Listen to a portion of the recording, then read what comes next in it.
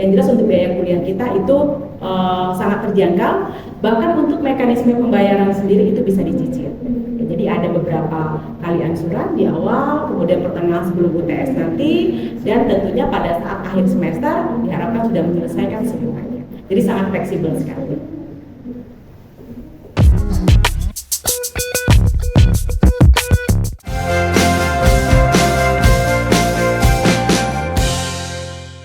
Nah, ini kan bahas PMB lagi nih Bu. Bagaimana sih cara Ibu memastikan proses PMB di IAKSS itu jadi yang terbaik gitu, dan ada berapa jalur penerimaan di IAKSS itu sendiri? Oke. Untuk PMB ya, penerimaan mahasiswa baru kita, kita melakukan seleksi dengan beberapa cara. Ya, yang pertama itu kita melakukan tes secara online. Nah, jadi kita bisa memberi kemudahan kepada calon mahasiswa baru kita untuk melakukan pendaftaran secara online, bahkan seleksi kita lakukan juga secara online. Nah, kemudian juga ada yang namanya penerimaan mahasiswa baru kita dengan jalur prestasi. Nah, artinya di sini kita memberikan kesempatan untuk calon mahasiswa baru, baik itu prestasi di bidang akademik maupun non akademik, ini menjadi prioritas kita untuk menentukan bahwa mahasiswa ini layak apa tidak untuk kita terima di IAK ini sebagai mahasiswa baru kita yang masuk di program ataupun melalui jalur prestasi tersebut. Di samping itu kita juga ada KIP ya, Kartu Indonesia Pintar Kuliah. Nah, itu juga kita dapatkan kuotanya. Insya Allah tahun ini mudah-mudahan masih jumlahnya sama dengan tahun yang sebelumnya. Jadi ada pendaftaran secara online, kemudian berikutnya juga ada jalur tersebut dengan jalur mandiri, ada nanti jalur prestasi, kemudian berikutnya juga ada jalur KIP, dan yang terakhir ini yaitu jalur khusus karyawan. Nah, untuk karyawan ini nantinya kalau memang ada yang berminat ingin masuk ke jalur karyawan, ini kita akan lakukan kuliah secara online. Nah, ini salah satu kemudahan yang akan kita berikan kepada calon mahasiswa baru kita khusus untuk jalur karyawan. Kalau untuk jalur prestasi sendiri ada nggak sih Bu standar penerimaannya? Kayak misalnya harus standar nasional nih, harus apa internasional, atau boleh kayak masih di dalam di kabupaten boleh gitu? Kalau untuk jalur prestasi itu ada jalur akademik. Nah, kalau untuk jalur akademik itu kita melihat dari nilai dulu. Jadi ada standar nilai yang sudah ditentukan, minimal rata-rata berapa sih nilainya itu ada. Jadi kita seleksi berdasarkan tinggi atau standar yang sudah ditentukan.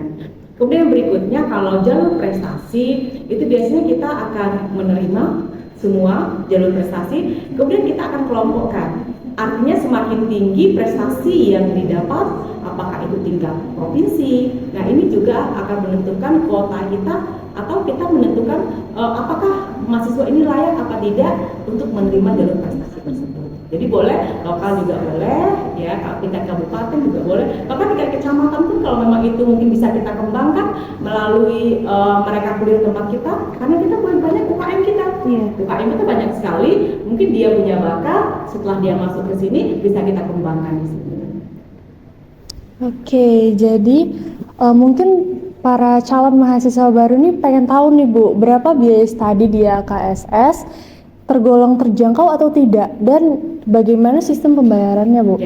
Kalau untuk biaya kuliah kita ada 3 fakultas, ya 3 fakultas. Masing-masing fakultas ini beda-beda, yang beda-beda. Nah, antara fakultas administrasi, ekonomi bisnis, dan kesehatan itu beda untuk kuliahnya. Tapi yang jelas untuk adik-adik calon mahasiswa baru nggak perlu takut, untuk biaya di IAK sendiri itu sangat terjangkau. Artinya kita sudah melihat di perguruan tinggi lain, yang jelas untuk biaya kuliah kita itu sangat terjangkau, bahkan untuk mekanisme pembayaran sendiri itu bisa dicicil. Jadi ada beberapa kali angsuran di awal, kemudian pertengahan sebelum UTS nanti, dan tentunya pada saat akhir semester diharapkan sudah menyelesaikan semuanya. Jadi sangat fleksibel sekali. Oke, jadi bagaimana tanggapan Ibu tentang Kampus Merdeka dan bagaimana sistem di kampus kita untuk program tersebut? Oke, kalau kita bicara tentang kampus Merdeka, Merdeka Belajar, ini program baru ya. Iya. Artinya baru beberapa tahun belakangan ini perguruan tinggi sudah menerapkan Merdeka Belajar dan kampus Merdeka. Alhamdulillah di IA ya tempat kita sudah 3 tahun ini mahasiswa kita mengikuti pertukaran, Iya. ya pertukaran mahasiswa, bahkan ada yang di UGM, ya, kemudian juga ada di beberapa tempat, dan untuk dosen itu juga ada dosen yang ikut, ya, ikut program kampus mengajar. Jadi di sini kita sangat support sekali, bahkan kita selalu memotivasi dosen kita untuk ikut kegiatan ini. Bahkan di masing-masing prodi itu kita sudah menyiapkan tenaga ataupun teknis untuk memfasilitasi dosen ataupun mahasiswa untuk bisa mengikuti kegiatan kampus Merdeka dan kampus. Nah kan kalau untuk kampus Merdeka ini kan rata-rata diikuti mahasiswa dari kampus A nih Bu. Nah untuk kesehatan sendiri ada nggak sih Bu persiapan untuk ikut kampus Merdeka? Oke, kalau dari kesehatan sebenarnya untuk prodi D3 itu bisa saja, namun itu belum diwajibkan. Nah, makanya kalau nanti kita sudah membuka prodi S1, nah kita akan ikutkan untuk program kampus Merdeka maupun pertukaran mahasiswa maupun dosen nanti di sana.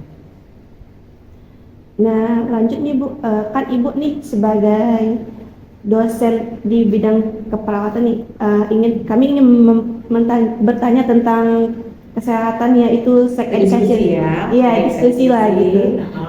Seharusnya pelajaran tentang sex education ini harus sejak kapan gitu?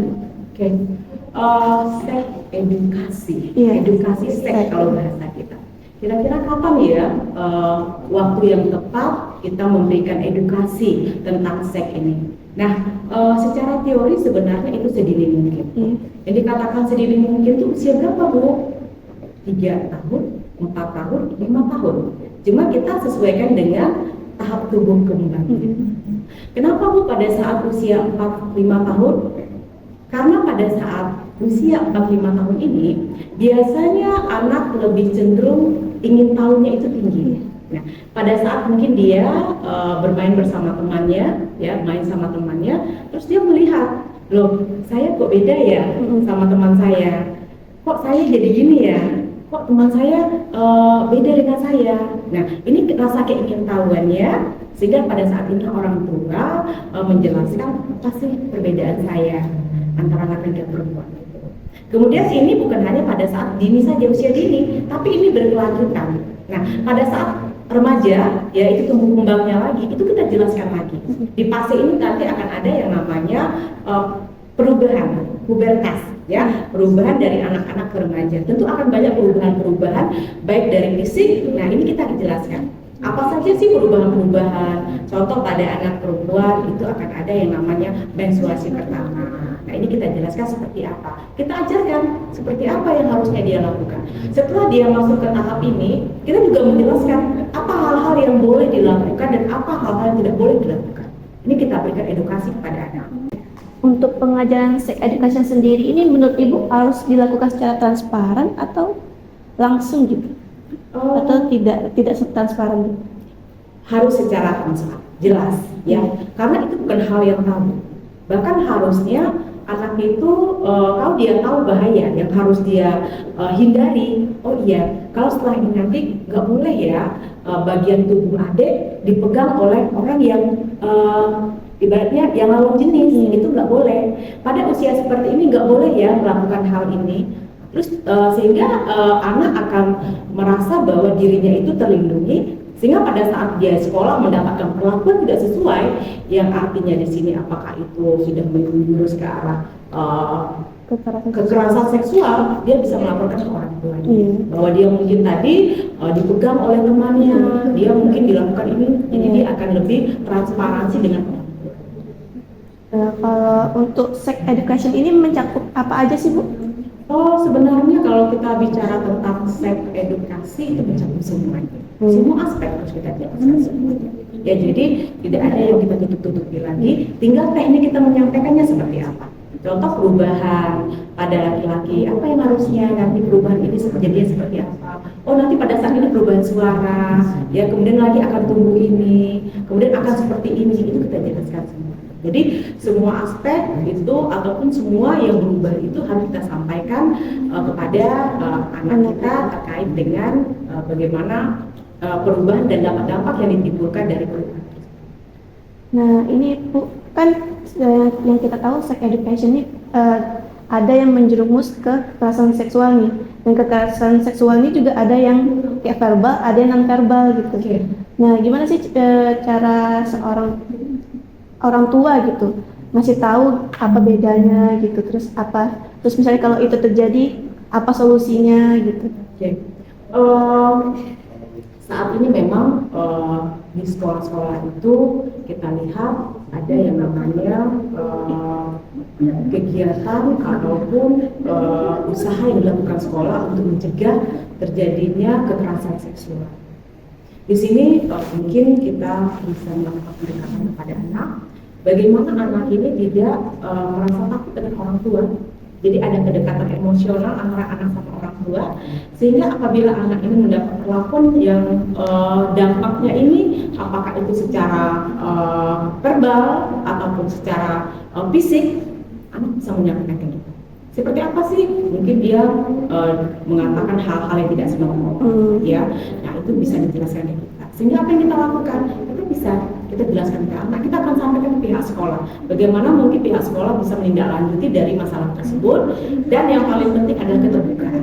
Jadi di sini peran antara orang tua dengan anak itu sangat perlu saling keterbukaan. Makanya tadi saya katakan edukasi itu butuh transparansi, butuh keterbukaan. Jadi binalah komunikasi yang baik antara anak sama orang tua, sehingga apabila terjadi kekerasan seksual di sekolah ataupun di lingkungan dimanapun anak berada, anak akan mudah untuk menceritakan hal tersebut kepada orang tua.